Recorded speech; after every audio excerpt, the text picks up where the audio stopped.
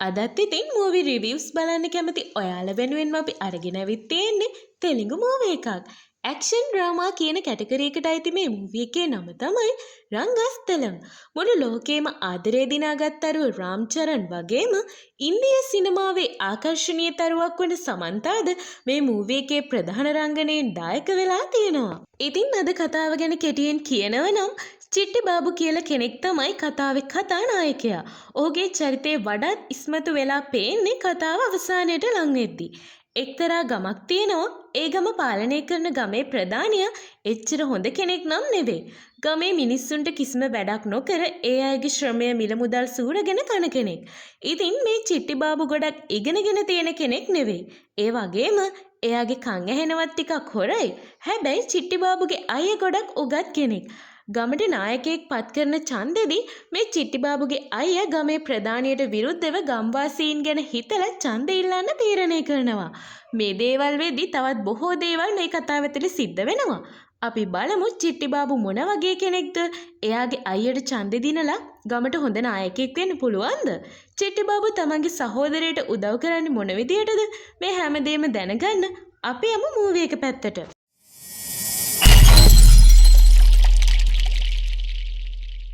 කතාව ආරම්භයේදීම අපිට දකින්න ලැබෙන්නේ චිට්ටි බාබු එයාගේ බයිසිකලේ වේගෙන් පැදගෙන ගිහින් වාහනයකට නගින්න හදන කෙනෙක්ට කෑ ගහලා කියනවා එතනින් අයින් වෙන්න කියලා. ඒත් මේ මිනිස්සයා වාහනේට නැග්ගට පස්සේ ලොකු ලොරියක් ඇවිත් ඒ වාහනේ හප්පලා යනවා. මේ වෙලාවේ චිට්ටි බාබු ඒ වයසක කෙනාව හොස්පිටල් එකකට අරගෙන යනවා. ඩොක්ටර්ස්ලා මේ මිනිස්සයාට ප්‍රතිකාර කරන විදිය චිට්ටි බාබු එළියට වෙලා බලාගෙන ඉන්නවා. ඉතින් මේ මිනිස්සයා කවුද? චිට්ටි බාබුට මේ මිනිස්සයා එක්ක තියෙන සම්බන්ධය මොකද්ද? මේ දේවල් දැනගන්න නම් මූවි එක අවසානය වෙනකම් බලාගෙන ඉන්න වෙනවා. ඉතින් මේ හැමදේම පටන් ගන්නේ මීට මාස කිහිපයකට කලින්. චිට්ටි බාබුට ණයෙක් දෂ්ට කරලා තියෙනවා. චිට්ටි බාබු ඌව මරන්න හොයා ඉද්දි ඒ කැලේ තිබිලා ඔරලෝසුවක් හම්බ වෙනවා. ඉතින් චිට්ටි බාබු තමයි ගමේ හැම කෙනාගේම කුඹුරු වලට වතුර සපයන්නේ. ඒ වගේම චිට්ටි බාබුට කන් ඇහෙන්නේ නැති නිසා එයාට ගොඩක් ප්‍රශ්න වලට මුහුණ දෙන්න වෙනවා. මොකද සද්දෙන් කතා කරොත් විතරයි චිට්ටි බාබුට කන් ඇහෙන්නේ. මේ ගමේ ජීවත් වෙනව රංගම්ම කියලා කෙනෙක්. එයා චිට්ටි බාබුට ගොඩක් ආදරේ. හරියට අම්ම කෙනෙක් වගේ. චිට්ටි බාබුට විතරක් නෙවෙයි ගමේ හැමෝටම එයා උදව් කරනවා. දවසක් චිට්ටි බාබු රංගම්මව මුණ ගැහෙන්න ගිහින් අර ඇහිඳපු ඔරඩෝසුව එයාට පෙන්නලා මාමට හොඳයි නේද ඇහුවම රංගම්ම ඒක චිට්ටි බාබුගේ අතේම බඳිනවා. ඒක එයාට තමයි හරියන්නේ කියලා. මේ ගමේ අය ගොඩක්ම වගා කරන්නේ බඩීරිඟු. බඩීරිඟු වගා කරපු අයගේ මේ පාර අස්වැන්න ගොඩක් සරුවට හැදිලා තිබුණා. හැබැයි ඉතින් අස්වැන්න කොච්චර තිබුණත් ගමේ තියෙන නරසීහම්ම කියන සමිතියේ අය එතනට කඩාගෙන පාත් උනේ ගමේ අය හිතුවේවත් නැති වෙලාවක. සමිතියේ සල්ලි ගෙවලා තිබුණත් අසාධාරණ විදියට මිනිස්සු මේ අහිංසක මිනිස්සුන්ගේ සල්ලි හූරගෙන කනවා. ගත්ත සල්ලි තවම ඉතුරුයි පොලියේ විතරයි කපන්න පුළුවන් කියලා මේ පාර අස්වැන්න විකුණලා ගනිපු සල්ලිත් උදුරගෙන අරන් යන්න හදද්දි ඒ තාත්තා කියනවා මගේ දුවගේ කසාද කරන්න තිබ්බේ ওই සල්ලි ටික විතරයි කියලා. මේ වෙලාවේ සමිතියේ සභාපති තමන්ගේ නංගිට අපහාස වෙන විදිහේ කතාවක් කියපු නිසා එයාගේ අයියා කෑ ගහගෙන එයාට විරුද්ධ වෙන්න ගියත් ඊළඟ දවසේ ගඟේ තිබිලා එයාගේ මල සිරුර හම්බ වෙනවා. හැබැයි තවමත් කවුරුත් දන්නේ නැහැ එයාව මැරුවේ කවුද කියලා. මේ අතරේ ගමේ ප්‍රධානිය ඇවිත් ඒ මැරුණ කෙනාගේ තාත්තට සල්ලි දීලා අවසාන කටයුතු හොඳින් කරන්න කියලා එතනින් යනවා. ඉතින් මේ ගමේ ප්‍රධානිය ඒ තරම් හොඳ කෙනෙක් නම් නෙවෙයි. මුළු ගමේම මිනිස්සු මෙයාට ගොඩක් බයෙන් තමයි ජීවත් වෙන්නේ. ඒක කොච්චරක්ද කියනවනම් අඩුම තරමේ ගමේ ප්‍රධානියගේ ගේ ඉස්සරහින් මිනිස්සු සෙරෙප්පු දෙකක් දාගෙනවත් ඇවිදින්නේ නැහැ. මේ කෙනා කාලෙන් කාලෙට ලොකු පූජාවල් කරනවා. ඒ වගේම මේ පාරත් ගමේ ප්‍රධානිය තෝරන තරගෙට ගමෙන් නාම යෝජනා දුන්නේ එයා විතරයි. ඔන්න ඉතින් චිට්ටි බාබුගේ අයියා කුමාර් අවුරුද්දකට විතර පස්සේ ඩුබායි වල ඉඳන් එයාගේ ගමට එනවා. බස් එක ගාවේ ඉඳන් අයියව එක්කගෙන යන චිට්ටි බාබු එනවා. ඒ අය ගෙදර යන අතරමඟදී අර ගමේ සමිතියෙන් ණය ගනිපු ගෙදරක මිනිස්සුන්ව ණය ගෙව්වේ නෑ කියලා සමිතියේ සභාපති ඒ අයව ගෙයින් එළියට ඇදලා දාන්න හදද්දි කුමාර් ඒ අයගේ පොලිස් සල්ලි ගෙවලා යාළුව බේර ගන්නවා. ඊට පස්සේ කුමාර් ගෙදරට ඇවිත් හැමෝම එක්ක කතා කරන ගමන් එයාලට ගෙනාපු තෑගිත් දෙනවා. එදාරේ කුමාර් චිට්ටි එක්ක යනවා එයාගේ පෙම්වතිය පද්මව මුණ ගැහෙන්න. ටික වෙලාවක් එතන ඉඳලා කුමාර් පිටත් වෙලා යනවා. දවසක් ගමේ ප්‍රධානියගේ ගෙදරට රජයේ නිලධාරියෙක් එනවා ගමේ මිනිස්සුන්ට රජයෙන් ලබා දෙන ණය සහනය ගමට පාස් කරවගත්ත කියලා කියන්න. ඒත් ගමේ ප්‍රධානියා යාට කියනවා ඔය සල්ලි ටික ගමේ මිනිස්සුන්ට දුන්න විදියට අත්සන් කරන්න ඒ සල්ලි අයිති මට කියලා. රජයේ නිලධාරියා මේ දේ නිසා එතනින් යන්නේ ලොකු තරහකින්. ඒ වගේම එයා එතන හිටපු ගමේ කිහිප දෙනෙකුට තරහෙන් බනිනවා. අවුරුදු 30ක් තිස්සේ මේ පාලනයමයි තියෙන්නේ. තමසලාගෙන් කෙනෙක් මේ පාරවත් ඡන්දේ නොඉල්ලුවොත් හැමදාම ওই විදියට තමයි ඉන්න ලැබෙන්නේ කියලා. ඔන්න ඉතින් මූවි එකේ ලස්සනම කොටස තමයි මේ. චිටි බාබුගේ ජීවිතේට අකුණක් කෙටුවා වගේ එයාට එක ගෑනු ළමයෙකුට හිත යනවා. එයාව මුණ ගැහුණ විදිය තමයි ටිකක් අවුල්. අර චිටි බාබු හොයන ණයාව හොයන්න ගිහින් තමයි මේ ගෑනු ළමයෝ මුණ ගැහෙන්නේ. ඒත් එයා ඒ වෙලාවේ නාඩගමන් හිටපු නිසා චිටි බාබුට ඒ ගෑනු ළමයා හොඳටම බනිනවා. ඒත් චිටි බාබුට කන් ඇහෙන්නේ නැති නිසා එයාට මුකුත් ඇහුනේ නැහැ. චිටි බාබුගේ හිත සතුටින් පිරලා යනවා. දවසක් චිටි බාබුගේ අයියා එයාව ඩොක්ටර් ගාවට එක්කගෙන ගිහින් කන් ඇහෙන්නේ නැති එකට කනට උපකරණයක් දානවා. ඒත් ඒක අනිත් අයට පේන නිසා චිටි බාබු ඒක ගලවලා විසි කරලා දානවා. ඉතින් චිටි බාබු රංගම්මට ගොඩක් හිතවත් නිසා එදා දැකපු කෙල්ල ගැන විස්තර රංගම්මට කියනවා. ඒ වෙලාවෙම එතරට ඒ ගෑනු ළමයා ඇවිත් අහනවා චිටි බාබු කියන්නේ ඔයාටද කියලා. චිටි බාබුට එයා කියන කිසි දෙයක් ඇහෙන්නේ නැති නිසා චිටි බාබු සැරින් සැරේ රංගම්මව ගේ ඇතුළට එක්කරගෙන ගිහින් අර ගෑනු ළමයා මොනවද කියන්නේ කියලා අහලා අර ගෑනු ළමයට උත්තර දෙනවා. ඉතින් මේ ගෑනු ළමයාගේ කුඹුරට වතුර දාන්න අනිද්දට එන්න කියන්න තමයි එයා ඇවිත් තියෙන්නේ. ඒකට රුපියල් 50ක අත්තිකාරම් මුදලකුත් දීලා එයා එතනින් යනවා. කුඹුරට වතුර දාන දවසෙත් මේ ගෑනු ළමයා කියන කිසි දෙයක් චිටි බාබුට ඇහෙන්නේ නැති නිසා වතුර මෝටරේ දාලා ඒක සද්දෙට ඇහෙන්නේ නෑ වගේ අර ගෑනු ළමයට සද්දෙට කතා කරන්න සලස්වනවා. ඒ විදියට තමයි එයා ඒ ගෑනු ළමයේගේ ආදරේ දිනා ගන්න උත්සාහ කරන්නේ. ඉතින් ගමේ උත්සවයක් දවසේ චිටි බාබුට ආයෙමත් අර ගෑනු ළමයා රාමලක්ෂ්මව මුණ ගැහෙනවා. හැබැයි එදත් රාමලක්ෂ්මි කියන ගොඩක් දේවල් චිටි බාබුට ඇහෙන්නේ නැහැ. චිටි බාබු එදා රාමලක්ෂ්මිට එයා ආස වුණ වලලුත් අරගෙන දෙනවා. ඒ වෙලාවේ එතන ඉඳපු ගමේ කොල්ලෝ දෙන්නේ රාමලක්ෂ්මි ගැන නරක විදියට කතා වෙනවා. හැබැයි චිටි බාබුට ඒ දේවල් ඇහුනේ නැතත් රාමලක්ෂ්මි වලලුත් ගලවලා චිටි බාබුට දීලා තරහින් එතනින් ගියපු නිසා චිටි බාබුට තේරෙනවා මොකක් හරි දෙයක් එයාලා ලක්ෂ්මිට කිව්වා කියලා. ඊට පස්සේ චිටි බාබු අර කතා කියපු කාසි කියන කොල්ලට හොඳටම ගහනවා. චිටි බාබුගේ අයියයි ඒ කොල්ලගේ අයියයි එතනට ඇවිත් තමයි රණ්ඩුව නවත්තන්නේ. ඒ වෙලාවේ කාසිගේ අයියා චිටි බාබුට කන් ඇහෙන්නේ නැහැ කියන කතාව කියන්න හදපු නිසා කුමාර එයා එක්ක ගහ ගන්නවා. ඒ වගේම චිටි බාබුත් එයාලට හොඳටම ගහනවා. ආයෙමත් දවසක රාමලක්ෂ්මි චිටි බාබුව මුණ ගැහලා එයාට කියනවා ඔයා මට කැමති නම් කියන්න මං තාත්තට ඒ ගැන කියන්නම් කියලා. ඒ චිටි බාබුට කිසිම දෙයක් ඇහුනේ නැති නිසා එයා ඒක ගණන් නොගත්තා වගේ එතනට ආපු වාහනයක නැගලා යනවා. අන්තිමට කඩේ ළඟ වාහනේ නතර කරාම චිටි බාබු වාහනයෙන් බැහැලා එයාගේ යාළුවට කියනවා අද මට රාමලක්ෂ්මි මුණ ගැහිලා මොනවද කිව්වා අර වාහනයකින් අහලා බලන්න කියලා. රාමලක්ෂ්මි කියලා තියෙන්නේ අද රාට ලක්ෂ්මිගේ ගෙදර ඇවිත් එයාගේ තාත්තා එක්ක එයාලා ගැන කතා කරගන්න එක ගැන කියලා ඒ වෙලාවේ චිටි බාබු දැනගන්නවා. චිටි බාබු එදා රෑම රාමලක්ෂ්මිගේ ගෙදරට හොරෙන් යනවා. හැබැයි ඉතින් චිටි බාබුගේ වැඩ නිසා ගෙදර හැමෝටම හැරෙනවා. රාමලක්ෂ්මිත් එයාව දැකලා පුදුම වෙනව විතරක් නෙමෙයි චිටි බාබුගේ පිටිපස්සෙන් මුළු ගෙදරමයි ඉන්නව දැකලා තවත් බය වෙනවා. චිටි බාබුත් එයාලා ඇහැරිලා කියලා දැනගන්නේ ටික වෙලාවකට පස්සේ. අන්තිමට චිටි බාබු රාමලක්ෂ්මිගේ තාත්තට කියනවා එයා ලක්ෂ්මිට කැමතියි කියලා. ඒත් ඒ වෙලාවේ ලක්ෂ්මි චිටි බාබුගේ කනට ගහපු නිසා එයාගේ තාත්තා චිටි බාබුව ගෙයින් එළියට ඇදලා දානවා.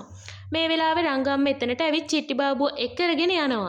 ඊට පස්සේ චිටි බාබු හොඳටම බීලා රංගම්ම එක්ක එයාගේ දුක කියනවා. අවසානයේදී චිටි රංගම්මගෙන් එයාගේ මහත්තයා ගැන ඇහුවම රංගම්ම දුකෙන් එතනින් යනවා. දවසක් සෝමරාජු කියන මිනිස්සෙගේ කුඹුරු ඉඩම් ටික ගමේ සමිතියෙන් එයාලට පවර ගන්නවා. සමිතියේ ණය ගෙව්වේ නැහැ කියලා මේ දුකෙන් මේ මිනිස්සේ සියදි විනාසා ගන්න යද්දි චිටි බාබුට එයාව මුණ ගැහෙනවා. ඒ මිනිස්සේ මැරෙන්න යනවා කිව්වත් චිටි බාබුට ඒ දේ ඇහුනේ නැති නිසා එයා එතනින් යනවා. අන්තිමට මේ මිනිස්සේ ගඟට පැන්නම චිටි බාබු තමයි එයාව බේරගන්නේ. සෝමරාජු මාමට සිහිය ආවම එයා චිටි බාබුගෙන් අහනවා ඔයාට මම ගඟට පනිනවා කියපු එක ඇහුනේ නැතුව කොහොමද දැනගත්තේ කියලා. මං ඔයාගේ ඇස්වල කඳුළු දැකපු නිසා සැක හිතිලා පිටිපස්ස බලද්දි තමයි ඔයා ගඟට පැන්නේ. එතකොටයි මං පැනලා බේරගත්තේ කියලා චිටි බාබු කියනවා. මේ වෙලාවේ තමයි චිටි බාබුට කන් ඇහෙන්නේ නැහැ කියලා රාමලක්ෂ්මි දැනගන්නේ. ඒ නිසාම ලක්ෂ්මි එයාව ටික වෙලාවකට විහිළුවට අරගෙන කතා කරනවා. ওই විදියට එයාලගේ ආදරය දළු දාන්න පටන් ගන්නවා. මේ අතරේ චිටි බාබුගේ අයියා කුමාර් චිටි බාබු එක්ක සමිතියට යනවා සෝමරාජුගේ ණය ගැන ප්‍රශ්න විසඳන්න. ඒ වෙලාවේ රාමලක්ෂ්මිත් එතනට එනවා. එයාලගේ තාත්තා ගත්ත ණය සල්ලි ගෙවලා ඉවරුණාට තව ගෙවන්න තියෙනවා කියලා මෙයාලා කියනවා කියාගෙන. කුමාර් එයාගේ ගණන් හදලා බලද්දි දැනගන්නවා වැඩිපුරත් එක්ක මේ අය සමිතියට සල්ලි ගෙවලා තියෙන්නේ කියලා. ඒ නිසා කුමාර් සමිතියේ අය එක්ක මේ ගැන කතා කරත් කුමාර් දැනගන්නවා මේ අයගෙන් සාධාරණයක් වෙන්නේ නැහැ කියලා. ඒ මදිවට රාමලක්ෂ්මිගේ තාත්තා ගත්ත ණය සල්ලි 10000 රුපියල් 20000ක් කියලත් එයාලා වෙනස් කරනවා. ඒ වෙලාවේ කුමාර් සභාපතිට ගහපු නිසා එතන ප්‍රශ්නයක් ඇති වෙනවා. එදාරේ ගමේ හැමෝම ගමේ ප්‍රධානියගේ නිවසට කැඳවලා මේ ප්‍රශ්නේ කතා කරනවා. හැබැයි චිට්ටිබාබු මෙතනදී කලබල කරන්න හදපු නිසා මහේෂ් එයාව පැත්තකට එක් කරගෙන යනවා. මේ වෙලාවේ ගමේ මිනිස්සුන්ට සමිතිය නිසා වෙලා තියෙන අසාධාරණකම් වගේම ඒ නිසා ගොඩක් අය ජීවිතේ නැති කරගත්ත කියලත් ඒ වගේම රාමලක්ෂ්මි ගනිපු රුපියල් 10000 වෙනුවට ඒක රුපියල් 20000ක් කියලා වෙනස් කළා කියලත් කුමාර් ගමේ ප්‍රධානියට කියනවා. ඒ වෙලාවේ ගමේ ප්‍රධානිය ලක්ෂ්මිගේ තාත්තගෙන් අහනවා "ඔබ ණයට ගත්තේ 10000ක්ද 20000ක්ද කියලා?" ප්‍රධානියට තියෙන බයටම එතන හිටපු ඔක්කොම පුදුම කරන ගමන් එයා 20000ක් ගත්ත කියලා ලක්ෂ්මිත් ඇදගෙන ගෙදර යනවා. කුමාර් සමිතියේ සභාපතිට ගහපු නිසා දඬුවම විදියට පංචායත් සභාවට රුපියල් 20000ක් ගෙවන්න කියලා ගමේ ප්‍රධානිය නියම කරනවා. ගෙවන්න සල්ලි නැහැ කියලා කුමාර්ගේ තාත්තා කිව්වම උඹ ගාව තියෙන ඉඩම විකුණලා ගෙවන්න කියලා ශේෂුනයිදු කියනවා. හැබැයි ශේෂුනයිදු කුමාර්ගේ ආච්චි ගැනත් මෙතනදී නරක කතාවක් කියනවා. ඒ නිසා කුමාර් ශේෂුනයිදු එක්ක රණ්ඩු වෙන්න හදද්දි චිට්ටිබාබුත් එතනට එනවා. කුමාර්ගේ තාත්තා ප්‍රශ්නය නවත්තලා සල්ලි ගෙවන්න පොරොන්දු වෙලා එයාලවත් අරගෙන එතනින් යනවා. කුමාර්ගේ තාත්තා රැට කෑම කෑවෙත් නැති නිසා තාත්තා ඉන්නේ අවුලෙන් නිසාත් කුමාර් ඒ ගැන දුකෙන් තමයි ඉන්නේ. ටිකක් රෑ වෙලා චිට්ටිබාබු එයාගේ යාළුවා මහේෂ් මුණ ගැහෙන්න ඇවිත් අහනවා අදරේ සභාවේදී මොනවද කිව්වේ කියලා. ශේෂුනයිදු චිට්ටිබාබුලගේ ආච්චි ගැන නරක විදියේ කතාවක් කිව්වා කියලා මේ වෙලාවේ චිට්ටිබාබු දැනගන්නවා. පොළු පාරක් ආපු ණයෙක් වගේ චිට්ටිබාබු ශේෂුනයිදුව හොයාගෙන ගිහින් ඒ මිනිහට හොඳටම ගහනවා. ඒ වෙලාවේ එතන ලොකු රණ්ඩුවක් ඇති වෙනවා. කොහොම හරි එතනින් ශේෂුනයිදු පැනලා ගියත් මිනිස්සු ගොඩක් වට වෙලා හිටපු තැනකදී චිට්ටිබාබු ඒ මිනිහට නැගිටින්න බැරි වෙන්නම ගහලා ලොකු ගලක් උස්සලා අරන් එයාව මරන්න හදද්දි කුමාරුයි මහේෂුයි ඇවිත් එයාව එක්කරගෙන යනවා. ගමේ හැමෝම ඒ වෙලාවේ ශේෂුනයිදු දිහා සතුටින් තමයි බලන් ඉන්නේ. දවසක් රංගාම්ම රාමලක්ෂ්මිවත් එක්කරගෙන චිට්ටිබාබුව මුණ ගැහෙන්න එනවා. ඇවිත් අහනවා රාමලක්ෂ්මි එක කතා කරන්නේ නැත්තේ ඇයි කියලා. ඒ වෙලාවේ චිට්ටි ලක්ෂ්මිට කනට ගහනවා එදා එයාටත් ගහපු නිසා. චිට්ටිබාබු එයාගේ තරහ යනකම්ම රාමලක්ෂ්මිට බනිනවා. ඒ වෙලාවෙම පොලිසියෙන් ඇවිත් චිට්ටිබාබු අරන් යන්න හදද්දි ලක්ෂ්මි එයාට කිස් එකක් දෙනවා. තරහෙන් හිටපු චිට්ටිබාබුට හැමදේම අමතකයි. එයා ලක්ෂ්මිට කිස් එකකුත් දීලා රංගම්මට කියනවා එයාව පරිස්සමින් බලාගන්න කියලා. ඊට පස්සේ චිට්ටිබාබුව පොලිසියට අරන් ගිහින් පොලිසිය අය එයාට හොඳටම ගහනවා. කුමාර් චිට්ටුව බලන්න ආවත් එයාව බේරගන්න බැරි වෙනවා. කුමාර් ඊළඟ මොහොතේම යන්නේ ගමේ ප්‍රධානියගේ ගෙදරට. එයා ගිහින් ප්‍රධානියගෙන් උදව් ඉල්ලනවා එයාගේ මල්ලිව බේරලා දෙන්න කියලා. හැබැයි ඒ වෙලාවේ ගමේ සභාපති කියනවා මේ ගමේ කවුරුවත් මගේ නම දන්නෙත් නැහැ. ඒ වගේම මේ ගමට එක කොඩියක් විතරක් තියෙන්නේ. ඒ මගේ වචනේ විතරක් ගමේ හැමෝම පිළිගන්න නිසා ඒ වගේම මම දැනුවත්ව විතරයි හැමදේම සිද්ධ වෙන්න ඕනි කියලා. කොහොම හරි චිට්ටිබාබුව ඇපදීලා නිදහස් කරගන්න කුමාරට පුළුවන් වෙනවා. චිට්ටිබාබුට කෑම කන්න දීලා එයාවත් එක්කරගෙන කුමාර යනවා කවුරුත් නොහිතපු දෙයක් කරන්න. කුමාර් රංගස්තලම් ගම වෙනුවෙන් මේ වෙලාවේ සභාපති තනතුරට නාම යෝජනා දීලා කෙලින්ම යන්නේ ගමේ සභාපතිව මුණ ගැහෙන්න. කුමාර් සභාපතිට කියනවා ගමේ මිනිස්සුන්ගේ ප්‍රශ්න වෙනුවෙන් මම තීරණය කරා සභාපති තනතුරට ඡන්දය ඉල්ලන්න. ඒ වගේම මෙතනින් එහාට මේ ගම වෙනස් වේවි කියලා. මේ වෙලාවේ කවුරුත් නොදැන හිටපු සභාපතිගේ නම චිට්ටිබාබු හැමෝටම හෙන්න කියනවා. ඒ නම තමයි පනීන්ද්‍ර භූපති. මේක ඇහුවම සභාපතිගේ වගේම හැමෝගෙම සුඩ යනවා. කුමාර් එතනින් ගියාම සභාපති කේන්තියෙන් වෙවුලන්න ගන්නවා. කුමාර් ඊළඟට යන්නේ යාගේ පක්ෂ නායකයෙ මුණ ගැහිලා කතා කරන්න. ඔයාලට මතකයිනේ ෆිල්ම් එක ආරම්භයේදීම ඇක්සිඩන්ට් වුණ කෙනා. ඉතින් ඒ කෙනාගේ පක්ෂ නායකත්වයෙන් තමයි කුමාර් ඡන්දෙ ඉල්ලලා තියෙන්නේ. ආයෙත් අපි එන්නේ කතාවේ වර්තමානයට. ඇක්සිඩන්ට් වුණ කෙනා කොහොම තත්ත්වයේ තමයි ඉන්නේ කියලා ડોක්ටර්ස්ලා කියද්දි චිට්ටිබාබු ගොඩක් කලබල වෙනවා. චිට්ටිබාබු කියනවා එයාට මුකුත් වෙන්නේ නැහැ මම එයාව බලා ගන්නම් කියලා. එයාව තවත් ජීවත් කරවල වැඩක් නැහැ කියලා ડોක්ටර්ස්ලා කියද්දි චිට්ටිබාබු එයාව බලාගෙන කොහොම හරි එයාව ජීවත් කරවනවා කියලා ડોක්ටර්ස්ලට කියනවා. ඉතින් එතෙන් පටන්ම චිට්ටිබාබු හොස්පිටල් එකේ නතර වෙලා ඉඳගෙන අර කෙනාගේ හැම වැඩක්ම කරලා එයාව බලාගෙන හොස්පිටල් එකට වෙලාම ඉන්නවා. එහෙම ඉති දවසක් චිට්ටිබාබුට ආයෙත් අතීතي මතක් වෙනවා. ආයෙත් අපි යන්නේ කතාවේ අතීතෙට. ඒ වෙලාවේ චිට්ටිබාබු රාමලක්ෂ්මි එක්ක තනි වෙලා ආදරෙන් කතා කර කර තමයි ඉන්නේ. ඒ වෙලාවෙම චිට්ටිබාබුට කැලේ අමුතු සද්දයක් එනවා. ගණපති මාමා කියලා ගමේ පිස්සු මිනිස්සෙක් තමයි චිට්ටිබාබුට මෙහෙම පේන්න ඇවිත් හිටියේ. ඒ මිනිස්සේ චිට්ටිබාබුට කියනවා ඔයාගේ අයියේ සභාපති තනතුරට නාම යෝජනා දුන්න නේද? එයාව පරිස්සම් කරගන්න මොකද සභාපති තනතුරට නාම යෝජනා දීපු හැම කෙනෙක්ම එයාලා එකතු වෙලා මරලා දැම්ම කියලා. එහෙම අනතුරු අඟවල එයා එතනින් යනවා. දවසක් රෑ කුමාර් පද්මව මුණ ගැහෙන්න යනවා. ඒ වෙලාවේ චිට්ටි බාබු එතනට ඇවිත් විහිළුවට වගේ කුමාරව බය කරලා ගණපති මාමා කියපු කතාව කුමාරට කිව්වට එයා ඒක ගණන් නොගෙන hina වෙනවා. පුරුදු විදියටම ගමේ සභාපති නම් බිලි පූජාවල් සිද්ධ කරනවා. මේ අතරේ කුමාර් චිට්ටි බාබු එක ගමේ හැමෝම මුණ ගැහෙන්න ගිහින් එයාට ඡන්දෙ දෙන්න කියලා ඉල්ලනවා. හැබැයි ගමේ කවුරුත් සභාපතිට තියෙන බය නිසා කුමාරට ඡන්දෙ දෙන්න කැමති වෙන්නේ නැහැ. මේ නිසා කුමාර් පක්ෂයේ නායකයා මුණ ගැහුනම එයා යෝජනා කරනවා සමිතියේ සිද්ධ වෙන වංචාවලට සභාපති සම්බන්ධයි කියලා ගමේ මිනිස්සුන්ට දැනෙන්න සලස්වන්න ඕනි කියලා. මේ අතරේ ගමේ සමිතියේ ණයගෙන පරීක්ෂා කරන රජයේ නිලධාරීන් එනවා. ඒ නිලධාරීන් කිව්වට පස්සේ සමිතියෙන් වංචාවක් වෙලා කියලා ගමේ අය පිළිගත්තත් හැමදේම අමතක වෙලා ඒ වෙලාවෙම සභාපතිගේ පූජාවට ගමේ අය එතනට දුවගෙන යනවා. කුමාර්ගේ අම්මා නම් කුමාර් ඡන්දේ ඉල්ලනවට පොඩ්ඩක්වත් කැමති නැහැ. ඔයාලට මතකයි නේද චිට්ටි බාබු ගැහුවේ කාසි කියලා කෙනෙක්ට? කුමාර් එයා ගාවටත් ගිහින් කියනවා මට ඡන්දේ දිනන්න උදව් කරන්න කියලා. අවසානයේදී කාසි කැමති වෙනවා කුමාරට සහයෝගය දෙන්න. මේ වෙලාවේ චිට්ටි බාබුයි කාසි එයාගේ සහෝදරයෝ එක්ක ආයෙත් යාළු වෙනවා. චිට්ටි බාබුයි අනිත් අය එකතු වෙලා ගමේ හැමෝම මේ ගැන දැනුවත් කරන්න පටන් ගන්නවා. මේ අතරේ රාමලක්ෂ්මිව එයාගේ තාත්තා වෙන කෙනෙක්ට බන්දලා දෙන්න හදනවා. චිට්ටි බාබුගේ අයියා සභාපතිට විරුද්ධව ඡන්දේ ඉල්ලන නිසා රංගම්මා චිට්ටි බාබුට කියනවා අයියට ඔය දේ නවත්තන්න කියන්න කියලා.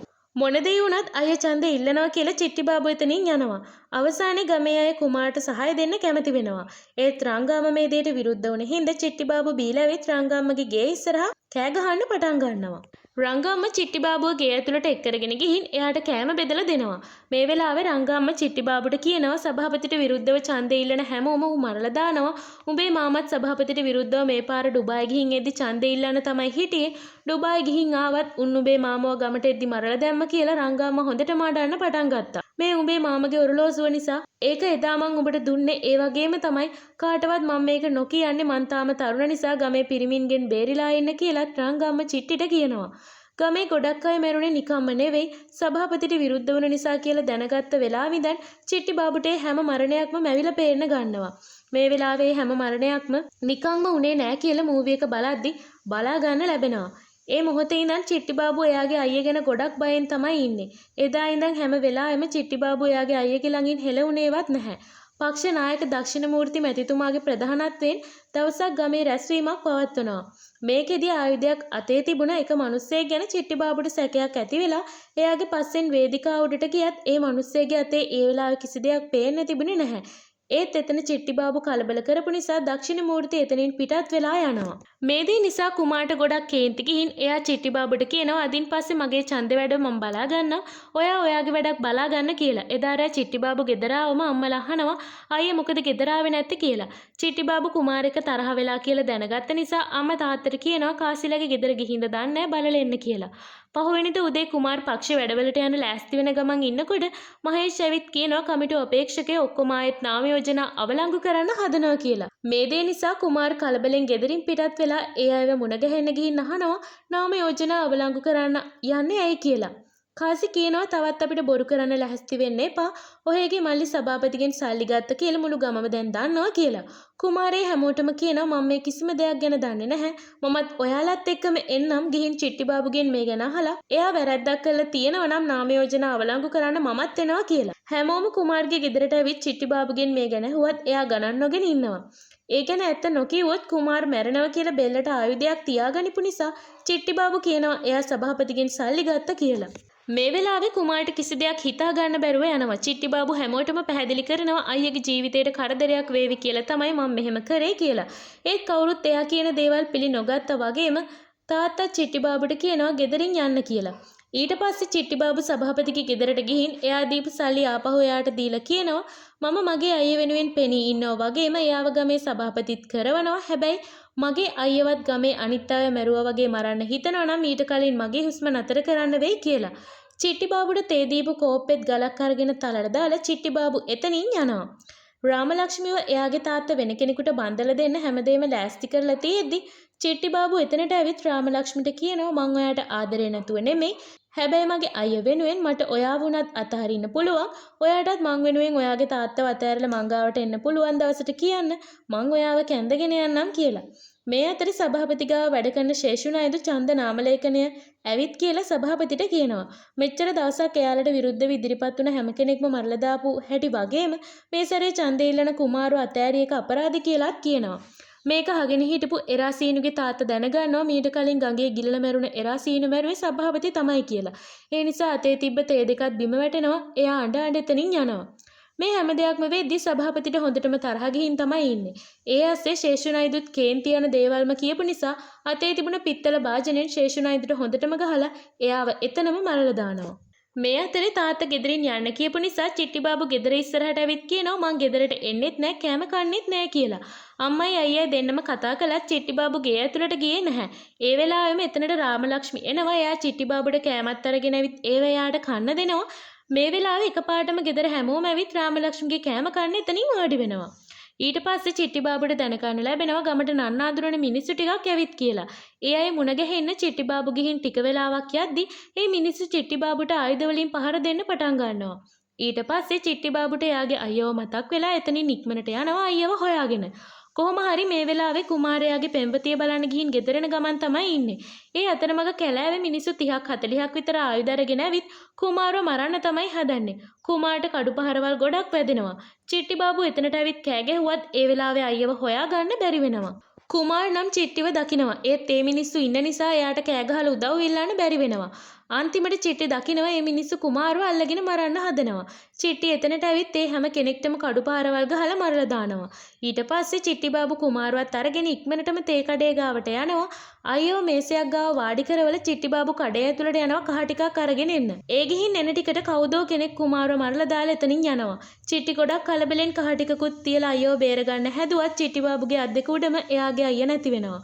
මේ වෙලාවේ චිට්ටිබාබු හොඳටම අඬනවා. ඊට පස්සේ ගමේ හැමෝටම වගේම ගෙදර අයටත් හිතා ගන්න බැරි විදියට චිට්ටිබාබු කුමාර්ගේ මලකඳ එයාගේ කරේ තියන් ගෙදරට එනවා. තමන්ගේ පුතාගේ මරණය දැකපු අම්මා මොකුත් හිතා ගන්න බැරුව එතනම වැටිගෙන හොඳටම අඬන්න ගත්තා. මුළු ගමම එතනට ආවා. මේ වෙලාවේ චිට්ටිබාබු එක ගමේ හැමෝම සභාපතිගේ ගෙදරට ගිහින් ඒ හැමදේම කුඩු කරලා විනාශ කරලා දානවා. ඒත් ඒ වෙද්දි සභාපති නම් ගෙදරින් පැනලා ගිහින් තමයි හිටියේ. මේ අතරේ හැමෝගෙම දුක් අඳවනවා මැද්දේ කුමාර්ගේ අවසාන කටයුතු සිද්ධ වෙනවා. අයියගේ අවසාන කටයුතු සිද්ධ වුණාට පස්සේ චිට්ටිබාබු වියරුවෙන් වගේ ගමේ සභාපතිව හොයන්න පටන් ගන්නවා. අවසානයේදී චිට්ටිබාබුට දේවාලයකින් දැනගන්න ලැබෙනවා සභාපති ඉන්නේ කොහෙද කියලා. මේ අතරේ ගමේ ප්‍රධානීය විදියට රංගාම්මාව තෝරා පත් කර ගන්නවා.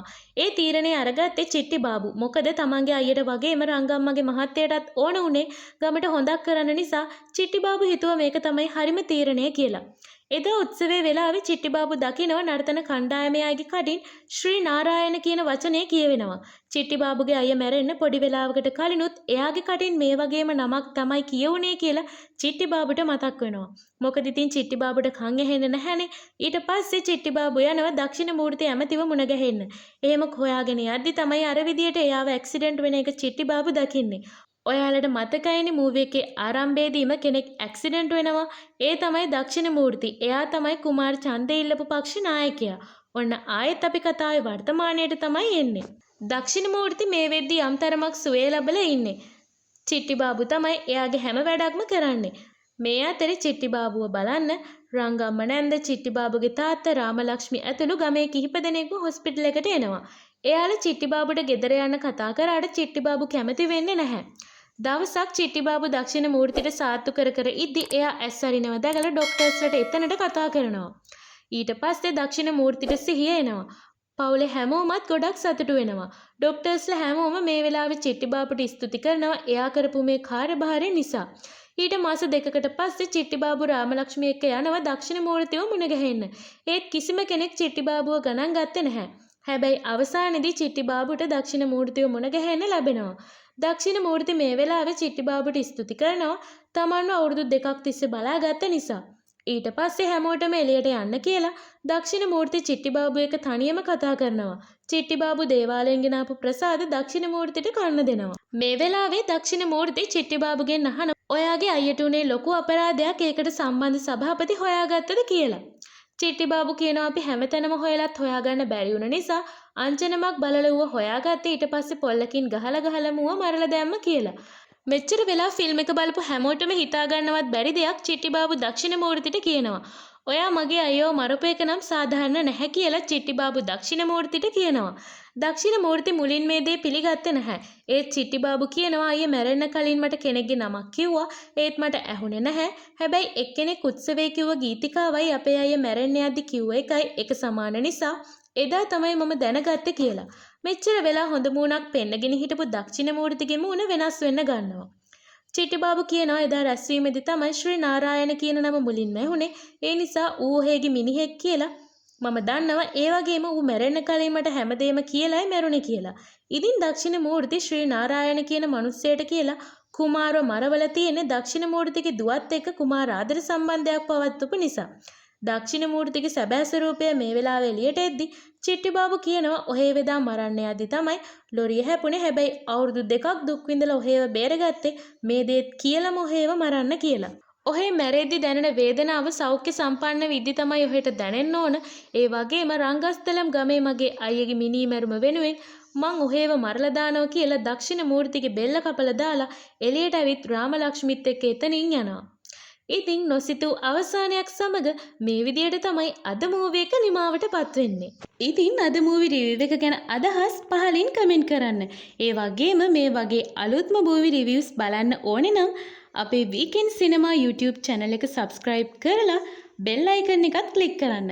ඉතින් එහෙනම් ආයෙත් දවසක අලුත්ම මූවි රිවිව් එකකින් මුණ ගැහෙමු. හැමෝටම සුබ දවසක්.